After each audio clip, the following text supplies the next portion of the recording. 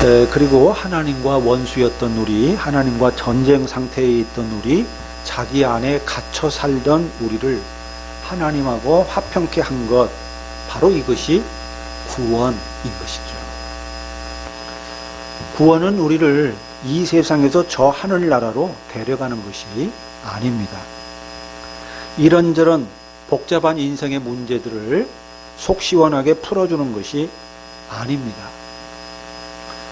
하나님과 원수였던 우리를 하나님과 화평케 하고 한 걸음 더 나아가서 모든 관계를 화평케 하는 것, 바로 그것이 구원입니다. 막혔던 관계를 회복시키는 것, 전쟁 상태에 있던 관계를 평화 상태로 전환시키는 것, 이것이 구원입니다. 이사야 선지자도 구원이 성취되는 마지막 종말의 날, 여호와의 날에 평화가 성취될 것이다, 그렇게 말하고 있습니다. 이사야서 2장에서 이 나라와 사람들이 그들의 칼을 쳐서 삽을 만들고 창을 쳐서 낫을 만들 것이며, 이 나라와 저 나라가 다시는 칼을 들고 서로 치지 아니하며 다시는 전쟁을 연습하지 아니하리라. 평화의 세대가 온다는 거죠. 또 이사야 11장에서 아주 유명한 그림 같은 말씀이 나오지요. 그때가 어느 때입니까? 하나님의 구원이 완전히 성취되는 종말의 그날을 말하는 거죠. 그때에 이리가 어린 양과 함께 살고 표범이 어린 염소와 함께 눕고 송아지와 어린 사자와 살진 짐승이 함께 있어 어린 아이에게 끌리며 염소와 곰이 함께 먹고 그것들의 새끼가 함께 엎드리고 사자가 소처럼 풀을 먹고 젖 먹는 아이가 독사의 구멍에서 장난하고 젖된 어린아이가 독사의 굴에 손을 넣을 것이다. 이게 마지막 여호와의 날에 이루어지는 현실을 묘사한 거죠. 여러분, 정말 복되고 아름다운 평화의 세계이지 않습니까? 바로 이런 평화의 세계를 우리에게 베풀어 주는 것, 이게 구원입니다. 그렇습니다. 하나님이 가장 열망하시는 것은 우리와의 화평입니다. 우리와의 화평을 위해서 당신의 독생자를 십자가에 내주셨으니까, 우리가 하나님의 원수임에도 불구하고 우리의 언행이 말할 수 없이 불의하고 또 하나님을 왜곡하고 비틀고 헛된 우상으로 바꾸고 반역함에도 불구하고 그런 우리와의 화평을 위해서 당신의 독생자를 아낌없이 내어주셨으니까 당연히 하나님이 가장 소중하게 아끼는 존재는 우리들인 것이고, 하나님이 가장 열망하는 것은 우리와의 화평이라는 것을 우리가 알 수 있습니다. 물론 우리가 훌륭해서가 아닙니다. 우리가 대단해서가 아닙니다. 단지 우리를 사랑하시기 때문에 우리를 소중하게 여기시는 것입니다. 대하시는 것이요. 소중하기 때문에 사랑하는 게 아닙니다. 소중하기 때문에 사랑하는 게 아니라 어때요? 사랑하기 때문에 소중한 것입니다. 우리가 소중하기 때문에 우리를 사랑하는 게 아니에요. 하나님이 우리를 너무너무 사랑하시기 때문에 우리가 너무나 소중한 겁니다. 하나님에게 사랑하기 때문에 우리가 보배로운 것입니다. 바울은 5장 8절에서 말했습니다. 우리가 아직 죄인 되었을 때에 그리스도께서 우리를 위하여 죽으심으로 하나님께서 우리에 대한 자기의 사랑을 확증하셨느니라. 옳습니다. 십자가의 죽음이야말로 사랑, 그 사랑의 확증이고 사랑의 절정인 것이죠. 우리의 저주와 죄책을 짊어진 이 대속의 죽음이야말로 진짜 사랑입니다. 우리가 하나님의 원수로 행함에도 불구하고 차마 미워할 수 없고 차마 돌아설 수 없고 차마 뿌리칠 수 없고 차마 외면할 수 없고 차마 포기할 수 없어서 우리의 모든 죄책을 다 짊어지시고 뒤집어 쓰신 것, 그것이 사랑이고 당신과 마음껏 화평의 은혜를 누릴 수 있도록 우리를 끌어안으신 것, 바로 이것이 사랑입니다. 우리는 이 위대한 사랑을 받았습니다. 지금 이 순간도 이 위대한 사랑 속에서 살고 있습니다. 그리고 하나님의 이 가없는 사랑 때문에 원수였던 우리가 감히 하나님과 화평할 수가 있게 된 것이고요. 감히 하나님의 영광을 바라고 즐거워할 수 있게 된 것입니다. 죄의 종로로 타던 우리가 감히 하나님과 동행하는 그런 진정한 주체가 된 것입니다. 그러니 여러분, 하나님과 화평케 된 것을 어찌 기뻐하지 않을 수가 있겠습니까? 어찌 하나님과의 화평을 향유하지 않을 수가 있겠습니까? 예, 마음껏 기뻐하고 감사하며 즐겁게 향유하는 것이 마땅하죠.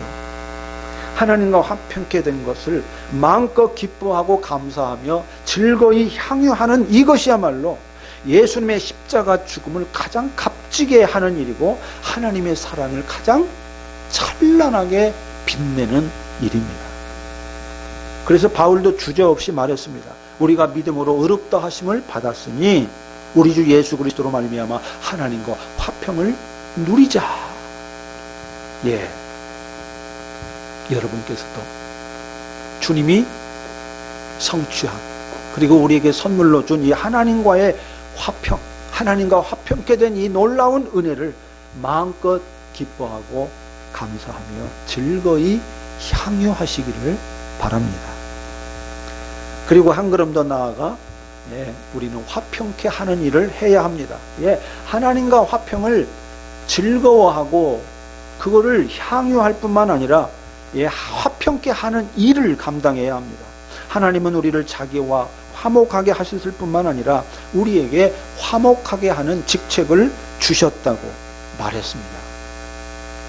그렇기 때문에 그리스도인은 다른 무엇보다도 화평케 하는 일에 힘써야 합니다. 선교를 아무리 열심히 하고 구제를 아무리 많이 하고 예배를 아무리 경건하게 드린다 하더라도 서로 싸우고 서로 미워하고 돌아서고 척진다면은 아무 소용이 없는 거죠. 그것은 예수님의 죽음을 헛되게 할 뿐입니다. 하나님의 사랑을 욕보이는 것입니다. 하나님의 영광에 똥칠하는 것입니다. 그러므로 그리스도인은 제일 먼저 화평해야 합니다. 선교하기 이전에, 구제하기 이전에, 경건하게 하나님을 예배하기 이전에 먼저 하나님과 화평해야 되고 성도 간에 화평해야 합니다. 하나님과 화평하고 형제와 화목하는 것이야말로 예수님의 죽음을 정말 값지게 하는 일이고 하나님의 사랑을 옹골차게 드러내는 일입니다. 화평은 믿음으로 의롭다함을 받은 자가 향유해야 될 최상의 축복이고 믿음으로 의롭다함을 받은 자가 감당해야 될 최상의 책무인 것입니다.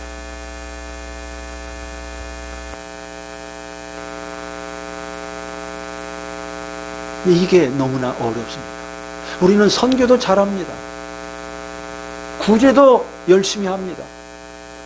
예배도 열심히 드립니다. 근데 화평케 하는 일은 너무나도 우리가 부족합니다. 정말 이것이 가장 중요한데, 그래서 예수님이 뭐라고 그랬습니까? 너희가 나를 예배하기 전에 형제와 불화할 일이 있거든 형제에게 먼저 가서 형제와 화해하고 그러고 나서 나에게 예배하라. 나를 제사. 이렇게 말씀했습니다. 얼마나 형제와 화평한 게 중요한지. 근데 우리는 항시 참 오류를 많이 범하며 삽니다. 우리가 인생을 이렇게 쭉 돌아보면 또 저의 행실을 끊임없이 제가 이렇게 돌아보면서 그 바둑 기사들이 항상 바둑 쥐고 나면은 그 복기를 하지 않습니까? 저도 항상 제 삶을 복기를 합니다. 제 행동을 복기합니다. 근데 할 때마다 참 어리석었다. 내가 순서를 잘못했다. 정말 중요한 걸 놓쳤다. 자, 이런 때가 굉장히 많아요. 우리 인생 살면서 항상 중요한 건 놓치고요. 덜 중요한 것 가지고 우리가 애를 쓰고 기를 쓰고 참 그럴 때가 너무나 많습니다. 근데 정말 하나님과 화평을 누리는 것, 형제와 화평을 화목하게 하는, 화목을 더 증진시키는 것, 이것이 정말 하나님의 영광을 드러내는, 하나님 앞에 가장 값지고 소중한 그런 일인 것이죠. 바울은 이처럼 믿음으로 의롭다함을 받은 자가 향유해야 될 최상의 축복을 말한 다음에 분위기를 완전히 바꿔서 환난에 대해서 말합니다. 5장 1절과 2절에서는 하나님과 화평을 누리자, 하나님의 영광을 바라고 즐거워하느니라 이렇게 말하고 나서 바로 뭐라고 말합니까? 3절에서 다만 이뿐 아니라 우리가 환난 중에도 즐거워하나니, 환난 중에도 즐거워하나니. 여러분, 이게 무슨 말입니까? 예수 그리스도로 말미암아 믿음으로 서 있는 은혜에 들어가면 좋은 일만 있는 게 아니고 환난도 받게 된다는 말입니다. 환난이 사라지는 게 아니고 환난과 함께 살게 된다는 말입니다. 여러분, 이해가 되십니까? 좀 의아스럽고 당황스럽지 않습니까? 아니, 하나님과 화평케 됐는데, 하나님하고 관계가 화평케 됐는데 무슨 환난을 만난단 말인가? 하나님과 화평케 되면은 만사가 평온하고 행복해야 하는 것 아니냐? 만사가 물 흘러가듯 해야 되는 것 아니냐? 하나님의 영광을 바라고 즐거워하는 사람이 환난과 함께 산다는 게 이게 말이 되느냐? 이런 반문을 하고 싶은 생각이 들지 않습니까? 실제로 많은 그리스도인들이 그렇게 생각합니다. 하나님과 화평하게 되고 은혜 가운데 들어가게 되면은 모든 일이 술술 잘 풀릴 거다. 만사가 형통하고 평온하고 요지부동일 거다. 그렇게 생각합니다. 불행 끝, 행복 시작일 거라고 생각합니다. 근데 바울은 그렇게 말하지 않습니다. 그게 사실이기 때문에 그렇습니다. 그렇지 않아요. 하나님과 화평하다고 해서 여러분 복이 쏟아지지 않습니다. 하나님과 화평하다고 해서 만사가 형통하거나 평온하지 않습니다. 여러분, 오히려 환난을 만나고 경랑에 휩싸이게 됩니다. 왜냐? 잘 생각해 보십시오. 하나님과 화평하다는 것은 단지 하나님하고 사이좋게 지낸다는 그런 의미가 아니잖아요. 하나님과 화평하다는 것은 하나님의 뜻에 부합하는 삶을 산다는 뜻입니다. 그리고 하나님과 동행하며 하나님의 뜻에 부합하게 산다는 것은 하나님과 동행하면서 하나님 나라 방식으로 산다는 뜻이고요. 또 하나님 나라 방식으로 산다는 것은 세상 방식과 다르게 산다는 것을 뜻합니다. 그렇기 때문에 하나님과 화평케 되면은 환난을 만나고 경랑에 휩싸이게 되는 것입니다. 세상과 다른 방식으로 살아가기 때문에 환난을 피할 수가 없게 된다, 그 말입니다. 물론 앞에서 말한 대로 믿음으로 의롭다함을 받으면 제일 먼저 화평케 되는 축복을 받습니다. 그러나 화평만 주어지는 건 아니라는 것입니다. 환난도 겪게 된다. 환난도 겪게 된다. 환난도 겪게 된다. 그렇습니다. 이것이 구원받은 자의 현실입니다. 우리는 이미 구원받았습니다. 그러나 우리가 받은 구원은 아직 온전히 성취되지 않았습니다. 우리는 구원을 기다려야 됩니다. 자, 우리는 이미 의롭다함을 받았습니다. 그러나 아직은 죄의 종로로 갈 때가 많습니다. 우리는 의를 기다려야 됩니다. 또 우리는 이미 예수의 부활 생명을 받았습니다. 그러나 아직은 죽음의 한계 안에 갇혀 있습니다. 우리는 부활 생명을 기다려야 합니다. 세상에는 이미 하나님 나라가 도래했습니다. 지금 우리 가운데 하나님의 나라가 임했습니다. 그러나 아직은 이 세상에 또 우리의 마음속에 죄와 어둠이 가득합니다. 우리는 하나님 나라를 기다려야 합니다. 바로 이것이 구원의 현실입니다. 구원은 이미 already, 이미와 아직 아님, not yet. 이 이미와 아직 아님이라는 그 중간 상태에 우리가 처해 있습니다. 이게 구원의 현실이에요. 이것이 구원의 현실.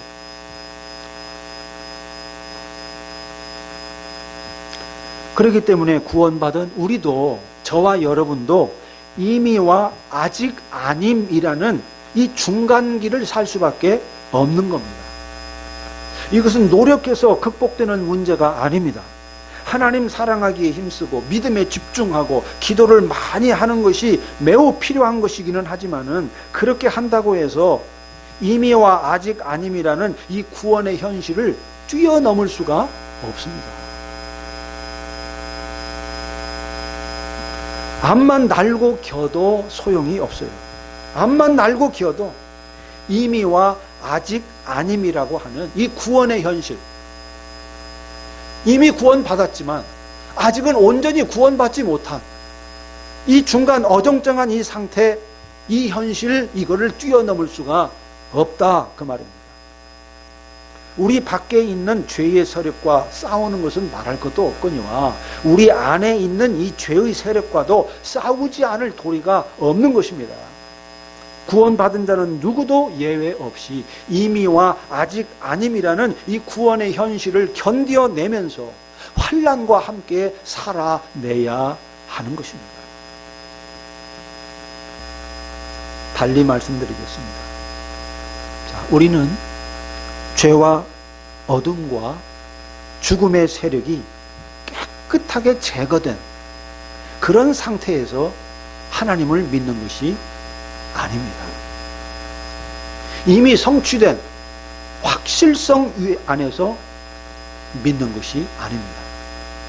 구원받지 못한 세상의 혼란 한복판에서 인간의 가장 깊은 곳까지 스며든 이 죄와 어둠의 한복판에서 하나님을 믿는 것입니다. 그러니 어찌 환난이 없겠습니까? 어찌 갈등이 없겠습니까? 어찌 아픔이 없겠습니까? 네, 있을 수밖에 없습니다. 주님 오시는 그날까지는, 종말의 그날까지는 구원 속에 환난이 있을 수밖에 없는 것입니다. 예, 구원만 옹골차게 있지가 않아요. 구원 속에 환난이 있고 구원 속에 죄와 어둠이 함께 있어요. 이 세상 속에, 우리가 살아가는 현실 속에.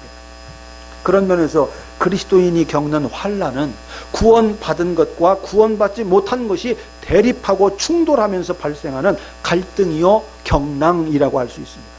철저하게 새로운 것의 출현에 대해서 옛 것이 저항하는 것으로 인해서 야기되는 그런 갈등이요 경랑, 이것이 환난이라고 말할 수가 있는 거죠. 여러분, 바울은 어땠을까요? 바울도 환난을 겪었습니다. 바울도 경제적인 곤궁을 겪었습니다. 경제적인 어려움이 시달렸습니다. 육신의 약함에 시달렸습니다. 사망의 권세에 짓눌렸습니다. 밖으로는 다툼에 시달렸고 안으로는 두려움에 시달렸습니다. 고린도서라든지 바울의 서신에 보면 이런 이야기들이 곳곳에 나옵니다. 자기가 두려움에 사로잡혀 있다. 밖으로는 다툼에 자기가 힘들어하고 있다.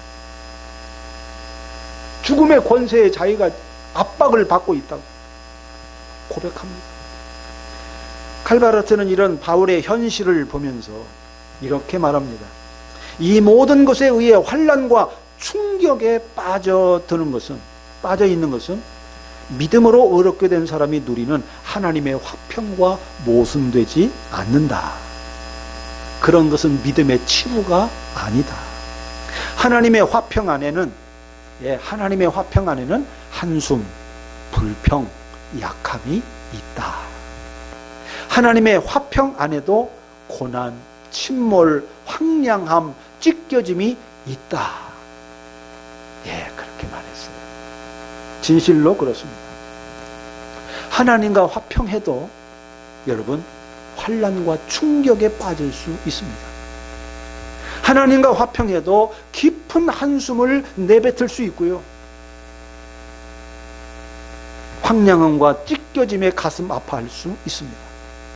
하나님과 화평해도 영혼이 신음할 수 있습니다. 우리는 하나님과 화평하지 않기 때문에, 또 믿음이 좋지 않기 때문에 그런 거라고 너무 힘들어하고 환난 앞에서 어찌할 줄 모르고 당황하고 두려워하고 그런 사람들을 보면은 믿음이 부족해서 그런 거라고 너무 쉽게 판단하는데, 여러분 그렇지 않습니다. 하나님과 화평해도 믿음이 깊어도 깊은 한숨을 내뱉을 수 있고요. 황량함과 찢겨짐에 가슴 아파할 수 있고요. 영혼이 신음할 수 있습니다. 온몸으로 슬퍼하며 탄식할 수 있습니다. 좀 더 정확하게 말씀드리겠습니다. 하나님과 화평한 자, 믿음의 은혜에 들어간 자는 구원받지 못한 것들로 둘러싸인 세상의 이 한복판을 걸어갈 때 슬퍼하고 아파할 수밖에 없는 겁니다. 구원의 영광을 온전히 드러내지 못하는 이 누추한 현실에 대하여 절망하면서 신음할 수밖에 없는 것입니다.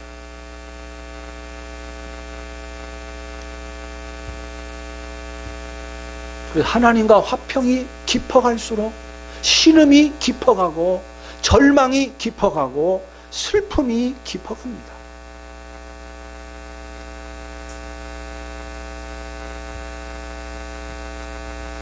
이것이 역설이죠.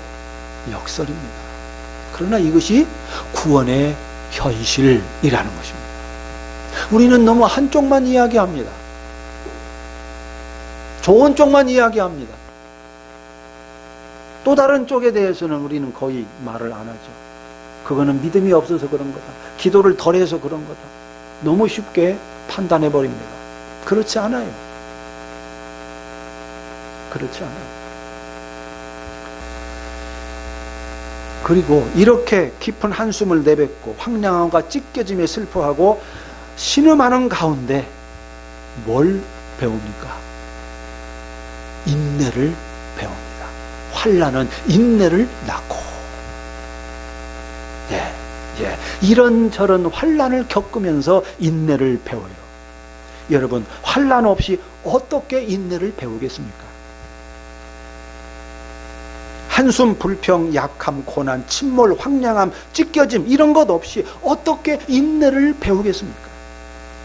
요즘 사람들은요, 조금만 힘들면 도망치고, 조금 불편하면 갈라서고, 조금 의견이 다르면 싸우고 그러는데요. 그래서야 어떻게 인내를 배우겠습니까? 만사가 형통하고 모든 일이 물 흐르듯 하는 곳에서 어떻게 인내를 배우겠습니까? 불가능합니다. 사람은요, 환난을 통해서만 인내를 배웁니다. 환난을 만나야만 내가 깨어지고, 환난을 만나야 제정신을 차리고, 환난을 만나야 겸손해지고, 환난을 만나야 믿음이 깊어지고, 환난을 만나야 사람이 되어 갑니다. 그리고 인내를 통해서만 우리의 믿음이 연단을 받아서 단단해지고 굳건해지고 정금과 같이 됩니다. 환난은 인내를 낳고 인내는 연단을 낳는다. 여기서 말하는 이 인내 이건요, 단순히 참는 것이 아닙니다. 어쩔 수 없이 견디는 것이 아닙니다. 목구멍이 포도청이라 그냥 어쩔 수 없이 참고 견디는 것, 그런 의미의 인내를 말하는 게 아닙니다. 어떤 인내일까요? 하나님의 약속을 붙잡는데, 이 약속이 어떤 약속이냐? 현실과 모순되고 현실과 어긋나는 이 하나님의 약속, 그 약속을 붙잡고 그 약속을 향하여 하나님의 약속과 모순되는 이 현실을 가로질러 가는 것입니다. 그게 인내입니다. 깊은 한숨을 내뱉으며 슬퍼하고 아파하면서도, 때로는 만만치 않은 현실 앞에 절망하면서도 하나님의 약속을 붙잡고 그 약속을 향하여 하나님의 약속과 모순되는 현실을 가로질러 가는 것, 이것이 인내인 거예요. 이런 인내 없이 어떻게 믿음이 단련되겠습니까? 이런 인내 없이 어떻게 인격이 단련되겠습니까? 불가능합니다. 사람은 인내를 통해서만 단련됩니다. 우리가 인내할 때 인내하는 과정에서 믿음이 단단해지고 굳건해지고 정금과 같이 되는 것이죠. 그리고 이런 연단 속에서 소망이 뚜렷해집니다. 연단은 소망을 낳고, 환난 속에서 인내를 배우고 인내 속에서 연단을 받을 때 비로소 소망이 뚜렷하게 드러납니다. 소망이 좀 더 분명해집니다. 많은 사람들이 그런 이야기 합니다. 사랑하는 사람과 죽음의 이별을 하고 났을 때, 부모님을 여의었거나 사랑하는 가족을 잃었을 때 부활의 소망이 그렇게 새롭게 다가왔다. 부활의 소망이 간절하게 새로워졌다. 이런 이야기들을 많이 합니다. 그렇습니다.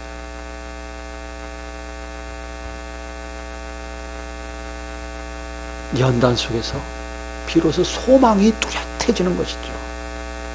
여기서 말하는 이 소망은요, 또한 뭐예요? 내일은 잘 될 거야. 올해보다는 내년이 나을 거야. 참고 기다리면 쨍하고 해 뜰 날이 올 거야. 이런 류의 소망을 말하는 게 아닙니다. 막연하게 낙관적으로 내일을 기대하는 그런 것을 말하는 것이 아닙니다. 하나님의 약속이 온전하게 실현될 것을 기대하면서, 비록 현실과 모순되어 보이고 현실과는 너무나 먼 거리에 있는 것처럼 보이지만은 그 하나님의 약속이 실현될 것을 기대하면서 그 약속을 향해 나아가는 것입니다. 이게 소망이에요. 이 소망이 있는 자, 이런 자는 인내합니다. 소망이 앞에 있으니까, 너무나도 분명한 소망이 앞에 있으니까 그 소망에 당도할 때까지 인내하는 것입니다. 최근에 중국 작가 유하가 쓴 인생이라는 소설을 읽었습니다. 주인공 푸구이가 살아온 아주 슬프고도 험한 인생을 회고하는 것으로 구성되어 있는 그런 소설인데요. 주인공이 젊었을 때 시내에 나갔다가 이 장개석의 국민당 군에게 잡혀가지고 끌려갑니다. 그래서 2년 가까이를 전쟁터에서 삽니다. 가족들은 소식을 전혀 알지 못하죠. 그냥 가족들에게 통보할 틈도 없이 가족들과 생이별을 해서 아주 살벌한 전쟁터에서 2년여를 살게 되는데요. 수많은 사람들이 죽어나가는 그런 지옥 같은 전쟁터에서 운 좋게도 살아남습니다. 그러다가 이 모택동의 홍군, 이 해방군이죠. 이 홍군을 맞이하게 되고, 그래서 운 좋게도 집으로 돌아가게 되는 그런 이제 행운을 얻게 됩니다. 주인공은 집으로 돌아갈 때, 전쟁터에 2년 있다가 해방되어서 집으로 돌아갈 때에 그 시절을 회고하면서 이렇게 말합니다. 집 생각이 너무나 간절했어. 남은 생을 어머니와 아내 그리고 두 아이와 함께 살아갈 수 있다는 생각에 울다가 웃다가 하며 미친 듯이 남쪽으로 달려갔다네. 돌아갈 집이 있고 만나야 할 가족이 있기 때문에 울고 웃으면서 미친 듯이 먼 길을 달려간 것입니다. 만일에 돌아갈 집이 없고 만나야 될 가족이 없었다면 그렇게 미친 듯이 달려가지 않았을 겁니다. 소망이 없는데 어디로 갈 것이며, 소망이 없는데 무슨 힘으로 달려가겠습니까? 소망이 없는데 무슨 수로 인내할 수가 있겠습니까? 불가능합니다. 소망이 있어야만 어디로 가야 할지가 분명해지는 것이고요. 소망이 있어야만 참을 수 있는, 인내할 수 있는 힘이 생기는 것입니다. 바로 이것이 그리스도인의 삶의 패턴입니다. 자, 믿음으로 의롭다함을 받습니다. 자, 믿음으로 의롭다함을 받으면 제일 먼저 하나님과 화평하게 됩니다. 그리고 하나님과 화평하게 된 자는 환난을 겪게 됩니다. 환난을 겪는 가운데 인내를 배우게 되고, 인내하는 가운데 연단을 받아서 믿음이 단단해지고, 연단 받는 가운데 소망이 뚜렷해집니다. 그래서 그 소망이 점점 커집니다. 점점 그 소망이 커집니다. 그래서 그리스도인은 환난 중에도 즐거워할 수 있게 되는 것이죠. 물론 환난이 즐거울 수는 없습니다. 환난이 즐겁다? 그건 비정상이죠. 그건 정신이 나간 겁니다. 미친 거예요. 어떻게 환난이 즐거울 수 있습니까? 모든 환난은 믿음이 좋든 안 좋든 가시로 찔리는 듯 아픕니다. 심히 무겁고 고통스럽습니다. 깊은 탄식이 절로 나옵니다. 하지만 하나님과 화평한 사람은 환난이라는 아픔과 고통 중에도 즐거워하는 것입니다. 하나님과 화평을 누리며 즐거워하면서도 환난 앞에서 비틀거리며 신음하고, 환난 속에서 비틀거리고 신음하면서도 하나님과 화평을 누리며 즐거워합니다. 진정한 그리스도인에게는 항상 이 둘이 함께 있습니다. 화평과 환난이 함께 있고, 기쁨과 슬픔이 함께 있고, 밝음과 어둠이 함께 있습니다. 밝음만 있고 어둠이 없는 것도 믿음이 건강하지 못한 것이고요. 어둠만 있고 밝음이 없는 것도 믿음이 건강하지 못한 것입니다. 기쁨과 슬픔이 함께하는 믿음, 밝음과 어둠이 공존하는 믿음, 이 믿음이 건강한 믿음입니다. 구원의 현실을 살아가는 믿음입니다.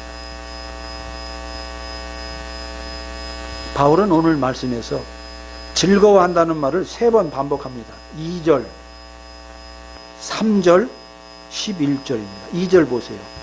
그로 말미암아 우리가 믿음으로서 있는 이 은혜에 들어감을 얻었으며 하나님의 영광을 바라고 즐거워한다 그랬습니다. 3절에서는 다만 이뿐 아니라 우리가 환난 중에도 즐거워하나니.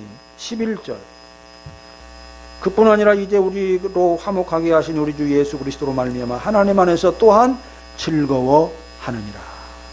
예, 이것이 진짜 믿음이에요. 하나님의 화평과 영광을 바라고 즐거워할 뿐만 아니라 환난 중에도 즐거워하는 것, 예, 이 믿음이 진짜 믿음이고, 이것이 그리스도인이 세상에 보여줘야 될 진짜 간증이고 진짜 자랑입니다. 하나님 믿었더니 만사가 형통하더라. 그래서 날마다 행복해 죽겠어, 좋아 죽겠어, 이게 아니라, 이게 우리의 자랑이 되고 우리의 간증이 되는 게 아니라, 하나님 믿었더니 환난 중에도 즐거워하게 되더라. 때로 힘들고 고통스럽고 비틀거리기도 하지만은 그래도 그런 속에서도, 그런 중에서도 즐거워하게 되더라. 이것이 우리의 간증이 돼야 되고, 이것이 우리의 자랑이 돼야 되고, 이것이 우리의 실력이 돼야 합니다. 이것이 참 신앙이고 참 기독교입니다. 기독교 신앙은 환상이 아닙니다. 환상이 아닙니다. 구원의 현실, 밝음과 어둠이 공존하고, 기쁨과 슬픔이 공존하고, 화평과 환난이 공존합니다. 이게 구원의 현실입니다. 화평만 있지 않아요. 밝음만 있지 않아요. 기쁨만 있지 않아요.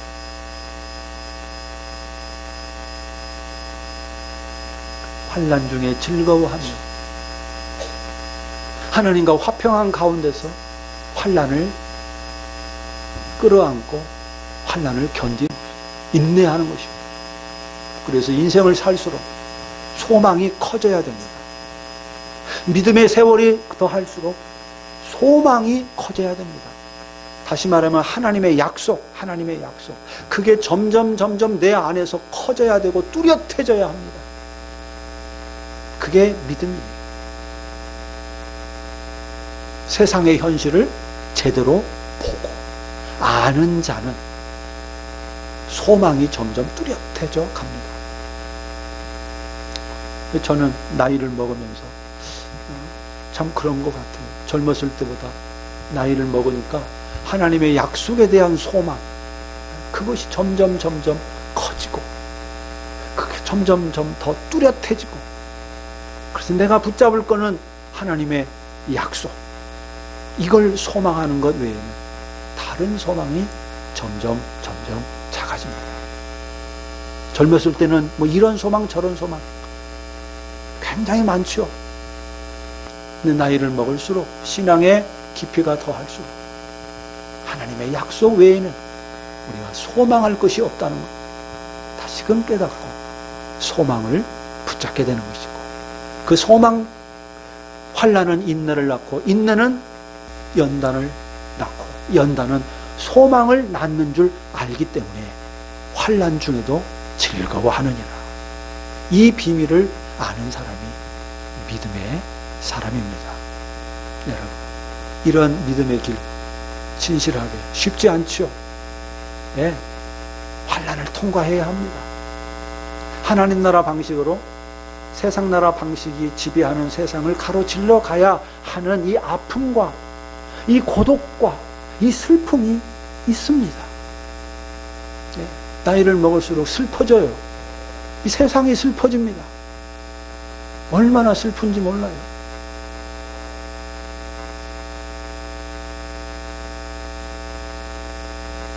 그러나 슬픔만 있지는 않습니다. 놀라운 기쁨이 있습니다. 남들이 알지 못하는, 세상이 알지 못하는 평안과 기쁨이 동시에 있습니다. 이 두 갈래, 이 두 가지 색깔이 조합이 섞여 있는 이 구원의 현실을 여러분 인내하면서 연단을 받으면서 소망을 바라보면서 끝까지 우리가 함께 손 맞잡고 걸어가십시다. 기도합시다. 여러분 기도하십시오.